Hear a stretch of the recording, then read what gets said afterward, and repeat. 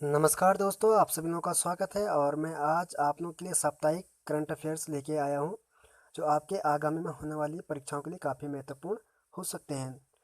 तो दोस्तों अब शुरू करते हैं हम जो आज का पहला क्वेश्चन है वह है अंतर्राष्ट्रीय मुद्रा कोष IMF ने वर्ष 2021 में भारत की आर्थिक वृद्धि दर निम्न में से कितने प्रतिशत रहने का अनुमान बताया है। तो दोस्तों यह अनुमान जो बताया आपका 11.5%।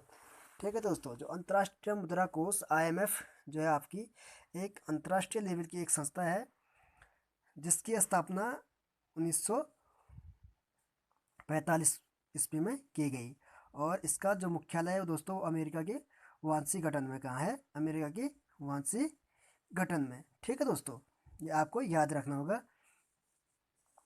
दोस्तों जो आज का अगला क्वेश्चन है, जापान के किस पूर्व प्रधानमंत्री को भारत सरकार द्वारा देश के दूसरे सर्वोच्च नागरिक पुरस्कार पद्म विभूषण से सम्मानित किया गया। ठीक है दोस्तों, तो ये है आपके शिंजो आबे। कौन है? Shinzo Abe. अभी इन्होंने हाल ही में अपने पद से इस्तीफा दिया दोस्तों। तो ये अभी जापान के पूर्व प्रधानमंत्री रह चुके हैं। ठीक है दोस्तों, तो अभी हाल ही में 26 जनवरी के शुभ अवसर पर अभी 2021 के पुरस्कारों की घोषणा भी कर दी गई है जिसमें 119 हस्तियों को ये पुरस्कार दिए जाएंगे और जिनमें पद्म भूषण जो पुरस्कार दिए जाएंगे वो 7 हस्तियों को दिए जाएंगे और जो पद्म भूषण पुरस्कार है वो 10 हस्तियों को दिए जाएंगे और जो पद्मश्री पुरस्कार है वो 102 हस्तियों को दिए जाएंगे।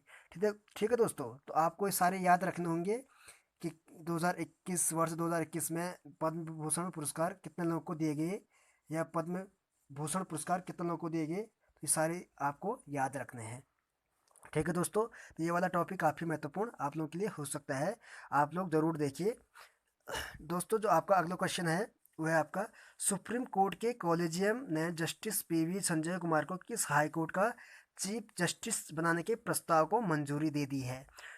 तो दोस्तों ये है आपका मणिपुर हाई कोर्ट। ठीक है दोस्तों, कॉलेजियम एक प्रकार की समिति है दोस्तों जो सुप्रीम कोर्ट के अंतर्गत होती है दोस्तों। तो यह सुप्रीम कोर्ट में न्यायाधीशों की नियुक्ति के लिए यह संस्था बनाई गई है दोस्तों, जिसका नाम कॉलेजियम रखा गया है। दोस्तों ये भी काफ़ी महत्वपूर्ण क्वेश्चन है। ठीक है दोस्तों, जो आज का अगला क्वेश्चन है आप वह है आपका राष्ट्रपति रामनाथ कोविंद ने कितने व्यक्तियों को जीवन रक्षक पदक श्रृंखला पुरस्कार 2020 प्रदान करने की मंजूरी दी है। दोस्तों जो ये पुरस्कार दिया जाएगा जीवन रक्षक पदक श्रृंखला पुरस्कार 2020 वो 40 लोगों को दिया जाएगा। ठीक है दोस्तों, ये भी काफ़ी महत्वपूर्ण क्वेश्चन है। दोस्तों अगला क्वेश्चन है आपका स्पेन और किस देश ने हाल ही में 590 मेगावाट, ठीक है दोस्तों, 590 मेगावाट सौर ऊर्जा संयंत्र बनाने के लिए एक समझौते पर हस्ताक्षर किए। तो जो देश है आपका दोस्तों वो है आपका फ्रांस। फ्रांस और स्पेन ने हाल ही में एक समझौते पर हस्ताक्षर किए जिनका लक्ष्य है कि 590 मेगावाट सौर ऊर्जा संयंत्र बनाने का। ठीक है दोस्तों, ये भी काफ़ी महत्वपूर्ण हो सकता है। अगला क्वेश्चन देखते हैं, हाल ही में भारत फुटबॉल टीम के किस पूर्व गोलकीपर की 44 वर्ष की उम्र में निधन हो गया। दोस्तों ये भी काफ़ी महत्वपूर्ण क्वेश्चन है, ये है प्रशांत डोरा। प्रशांत डोरा दोस्तों भारतीय फुटबॉल टीम के क्या थे, पूर्व गोलकीपर रह चुके थे जिनकी 44 वर्ष की उम्र में क्या हो गई थी, अभी हाल ही में निधन हो गया था। ठीक है दोस्तों, ये भी आपको याद रखना होगा। अगला क्वेश्चन में जाते हैं दोस्तों।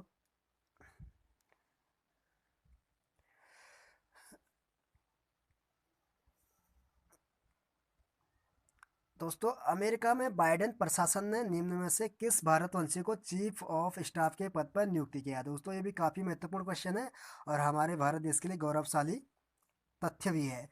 ठीक है दोस्तों, तो जो भारतवंशी को चीफ ऑफ स्टाफ के पद पर नियुक्ति किया वो है दोस्तों आपका तारक शाह। ठीक है दोस्तों, अभी जो बाइडेन ने हाल ही में अमेरिका के राष्ट्रपति पद पर शपथ ली है, तो जिसमें आप सभी लोगों को पता होगा कि जो हमारे भारतवंशी है कमला हैरिस उन्हें उन्हें अमेरिका के उपराष्ट्रपति पद की शपथ ली है दोस्तों। ठीक है, तो जो उपराष्ट्रपति अमेरिका के कौन है भारतवंशी, कमला हैरिस। कौन है? कमला हैरिस। ठीक है दोस्तों, ये भी आपको याद रखना होगा, कमला हैरिस। दोस्तों अगला क्वेश्चन है आपका अंतर्राष्ट्रीय शिक्षा दिवस निम्न में से किस दिन मनाया जाता है? दोस्तों आपका ये अंतर्राष्ट्रीय शिक्षा दिवस मनाया जाएगा आपका मनाया जाता है 24 जनवरी। कब मनाया जाता है? 24 जनवरी। ठीक है दोस्तों। तो आपका अगला क्वेश्चन है आपका, जर्मन वॉच के ग्लोबल क्लाइमेट रिस्क इंडेक्स 2021 में भारत को निम्न में से किस स्थान पर रखा गया है? तो दोस्तों ये भी काफ़ी महत्वपूर्ण क्वेश्चन है, क्योंकि आपका ग्लोबल क्लाइमेट से जुड़ा हुआ क्वेश्चन है आपका। तो जो भारत को इस ग्लोबल क्लाइमेट रिस्क इंडेक्स में जो स्थान मिला दोस्तों, वह आपका 7वें स्थान। ठीक है, तो भारत को इस सूची में कितने स्थान पर रखा गया है? 7वें स्थान पर। ये भी काफ़ी महत्वपूर्ण हो सकता है दोस्तों आपके लिए। अगला क्वेश्चन है आपका, हाल ही में पुर्तगाल के आम चुनाव में कौन जीत दर्ज कर दूसरी बार देश के राष्ट्रपति बन गई? तो दोस्तों जो राष्ट्रपति बने अभी पुर्तगाल के, पहले भी राष्ट्रपति रहे, अभी दूसरी बार उन्होंने जीत जीत दर्ज की है, तो वह है आपके मार्केलो रेबेलो डिसूजा। कौन है? मार्केलो रेबेलो डिसूजा। ये भी आपको याद रखना है दोस्तों। दोस्तों अगला क्वेश्चन है आपका, सड़क परिवहन एवं राजमार्ग मंत्री नितिन गडकरी ने 15 वर्ष से पुराने वाहन को हटाने के लिए स्क्रैप नीति, दोस्तों ये आपका महत्वपूर्ण हो सकता है, स्क्रैप नीति को किस तारीख से लागू करने की घोषणा की है? तो यह है आपका आंसर 1 अप्रैल 2022। दोस्तों आपके आपके पास जितने भी वाहन होंगे 15 वर्ष पुराने, ठीक है दोस्तों, तो आपके 15 वर्ष पुराने वाहन सारे हटा दिए जाएंगे। तो ये स्क्रैप नीति के तहत 1 अप्रैल 2022 को लागू होगी। इस 2022 के बाद आप सभी अपने 15 वर्ष पुराने वाहन को जमा कर देंगे। ठीक है दोस्तों, ये हमारी केंद्र सरकार की एक नीति है, जिस नीति का नाम दिया है स्क्रैप नीति।